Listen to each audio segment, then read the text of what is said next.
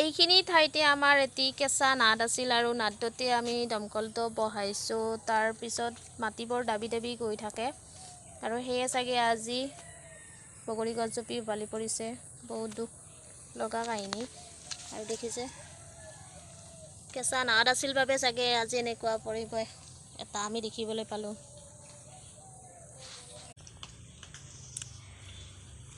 এইটো হৈছে বগৰী গছৰ মূৰা আৰু এই মূৰাটো হৈছে বগৰী গছডাল মোটামুটি 20 বছৰমান হৈছে এনেকৈ পৰি আছে, বাগৰি পৰিছে আৰু বাগৰি পৰাই এনেকৈ দেখুৱাইছোঁ। মাজত এটি সৰু ঠাল শিপা ধৰি এয়া দেখুৱাইছোঁ। মাজত এনেকৈ শিপা ধৰি বগৰী গছজোপি সৰু হিচাপে লাগি আছিল, বহুত বছৰ লাগিলে আৰু আজি মাটি নোহোৱাৰ বাবে বাগৰি গৈছে। এয়া এইকাৰণে দেখুৱাইছোঁ, আমি যেতিয়া সৰু আছিলোঁ স্কুলত থাকোঁতে বগৰী গছজোপি এনেকৈ বাগৰি পৰিছে আৰু এই বাগৰি পৰাই এনেকৈ আছে। আজি হে বেয়া লাগিছে, কাৰণ ইমান বছৰৰ পুৰণি গছ এজোপি